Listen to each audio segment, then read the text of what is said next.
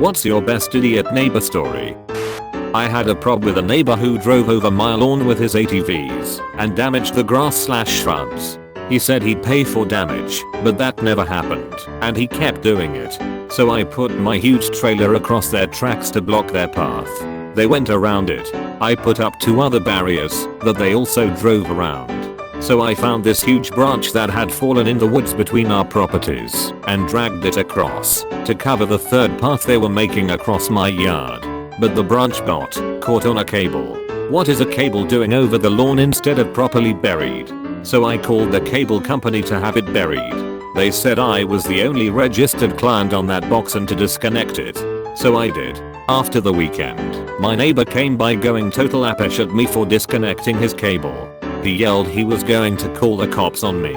So I left. I got a call from the cops. Cops asked if I disconnected cable because of the ATV issue. Interesting. I wasn't even going to mention the ATV issue, but my neighbor already did. So long story short, the neighbor got a warning ticket for trespassing and admitted to stealing cable. I took an offer on my house that very day and moved. My dad had a neighbor when he was young that played his radio loudly all day, even when he wasn't home or was gone on vacation. Every time he left the house and his radio was still on, my dad would go and trip the circuit breaker to his condo. One day he sees my dad, who was an electrical engineer, and asked him why his breaker kept tripping. Was it faulty wiring? No, my dad explained. The loud radio was probably just putting too much strain on the circuit when left on all the time. My dad suggested he should try turning it down or off when he wasn't home and see if that fixed it. So the man tried it, and surprise surprise, the circuit breaker stopped tripping. He was very thankful to my dad for helping him with that annoying electrical issue. My neighbor is an overweight middle-aged woman that seems to have a bad knee only when my kids are outside in the summer. If they are playing in my fenced-in backyard, she'll pretend to fall down so they can help her up. I went from "kids, you should help her, that's what neighbors do," to "she fell again. It seems like she only falls when you guys are playing. She doesn't fall when I'm working in the garden," to "if she falls again, come get me." When I started saying that, she seemed to be able to get up pretty quickly. I had to go over there in August and tell her that I can't have my kids helping her get up anymore. They are 7 and 8 years old and they can't give her medical aid.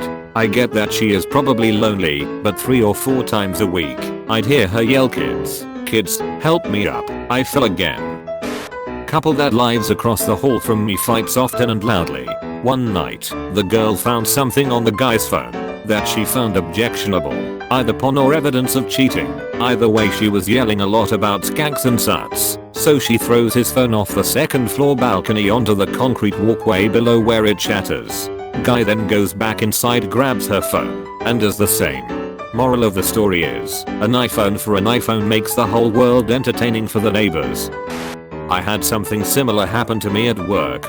Coworker drove some 199X Civic monstrosity that he had street modded fed up royally with aftermarket mods that he thought would convert reality to a drift racing flick, and one of those was a paint job that was iridescent blue. Very blue. So incredibly blue.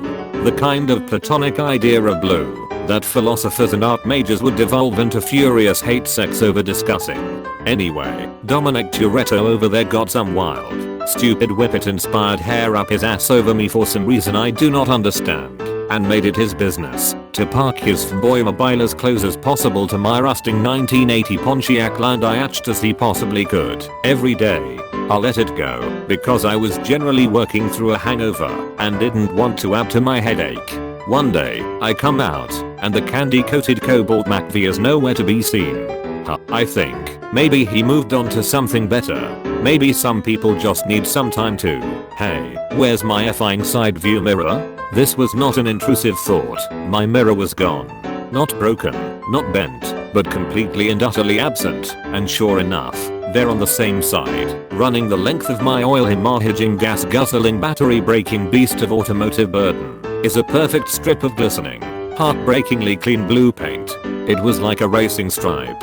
Of course, when confronted, there was no way this was his fault, and also, I was an a-hole, and also, he just happened to choose to paint a similar strip on his passenger's side, but in a mottled, bare metal fashion choice garnished with little flecks of chipped, rusting gunmetal grey. The parking lot cameras told a different story, and his parents' insurance paid out a couple $100 more than my behemoth was worth to get it touched up. But Christ, if people won't cling to a lie like a one-armed man dangling off a hunk of debris in the wake of the Titanic. Until the day he was terminated for trying to feel up a cashier when she was napping in the break room, that feckless schmuck denied with every breath that he'd done anything, and maintained that I had gone out of my way to frame him in what was clearly the heist of the century. Never did get my original side view mirror back either. Shame too. Really tied the car together. I was off sick one day, and my roommate came home for lunch and checked the mail. We got a letter with no return address, sent to the rooftop pot smokers, with our address on it. We knew it was for our next door neighbors, since one of them had a chair on the roof and smoked up there. Since it had no actual name and our address on it, I was like, hell yeah, Emma, open this, it'll be hilarious. As I'm opening the taped envelope, a little bit of white powder sprinkled onto my lap. My roommate and I looked at each other and were like, WTF. So I got up and took the letter outside to open it. A crap ton of white powder came out of the letter when we took it out of the envelope. So we grabbed a Ziploc bag and some tongs and sealed up the letter. The letter was typed and said random sh like to the a-hole who likes smoking pot on the roof and yelling at people on the street with kids. You'd better have good insurance cause I'll damage your stuff. I'm ex-military and have nothing better to do than to watch over you. You pissed off the wrong guy. Blah blah blah, and at the end it said, by the way, the substance in this envelope is toxic, so you might want to get yourself to a hospital. Who's the mother effer now? At that point we were half laughing, half concerned, so I called the cops just in case. They took it very seriously and sent out everyone. Cops, paramedics, fire trucks, RCMP. My roommate works for them, and the tactical unit, our version of SWAT. The street was closed off. We were quarantined to a garage, and every neighbor who was home at the time came out to take a look. Everyone was told to go back inside and stay put. The tactical team got suited up in hazmat suits and went in our house to test the letter envelope. We were in the garage for almost 3 hours. The tactical guys came back out and said the substance was found to be non-toxic, but they still had to do some more tests to figure out exactly what it was. At that point we were taken into the ambulance for a look over, and then back to the garage. Turns out the white powder was effing pancake mix. My roommate and I, along with the cops and tactical guys, burst out laughing together. We thanked the response teams and they left. The police stayed behind to get our statements and questioned the next door neighbors to whom the letter was supposed to be sent. A detective followed up with us a couple of times since it was a threat and sent through the mail. It was a serious offense. The letter envelope was sent off to forensics for testing. Unfortunately nothing was found and the case was closed. The people in that house caused some shit the entire time they lived there. Noise complaints, trash left everywhere outside, etc. But this incident really takes the cake. Luckily they have all since moved out. Digbags. TLDR. A-hole neighbors piss off another neighbor. Threatening letter laced with powder gets sent to us by mistake. We live next to this big guy in an apartment building. Front doors inside a hallway. Now, he was a nice enough guy, but he was always cleaning a puddle up in front of his apartment every other day. We'd always ask him if everything was alright, and he'd talk some incoherent crap about how he hates management. So, out of curiosity, I asked management when I happened to be in the rental office, and the lady rolls her eyes and says, "This idiot fills up his tub to the brim and sits his fat ass in the tub. The water, of course, floods his entire apartment and comes out into the hallway, and this idiot has the balls to blame us somehow." I pretty much said, "Geez, sounds rough," and scurried on back to my place. If the tub story is really the truth, this guy must be dumb as rocks. I watched my across the street neighbor cut his 3/4 acre lawn entirely with an electric weed whacker because he didn't have time to drive a mile to get gas for his lawn mower. I own about 8 acres. The house next to me has a right-of-way drive that goes through it. A couple bought the house about 10 years ago. One day they were down near the mailboxes planting some plants. I went down and very nicely told them that what they had done was fine, but in the future, before they do anything on my property they need to ask me first. He argued with me that they had rights to all of the property on 35 feet of each side of the right-of-way. I explained to him that this just wasn't true. They haven't spoken to me since and won't even return my wave when I wave at them. If they want to be mad at someone, it is the agent who sold them the house, not me.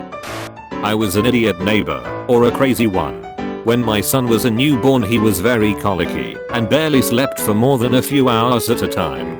I was so tired and literally losing my mind. There was a house of old bikers down the street and they would constantly drive down our road and rev their engines. I mean, my husband's rides. I know it is possible to drive down the street and rattle windows. It would wake the baby up. So I went down there and asked very nicely. I said, "Hey guys, I know it's your street too, but I have a young baby who you wake up every time you do that. Can you guys just not rev your engines on the street?" They seemed super cool about it, and I was so thankful. But it made it worse, not better. Now it was like a game to really rev when they went by my house. It became like the telltale heart and started to drive me mad. Every time I heard it, I became one step closer to buying a machine gun and mowing them down. I became completely irrational one day and stormed down the street. I burst into their backyard where they were hanging and yelled at them like a crazy person. Threatened to kick their asses, call the cops, slash their tires, whatever it took for them to stop effing revving their engines. It finally stopped, but I'm still embarrassed by how crazy I acted. Sleep deprivation is a hell of a drug.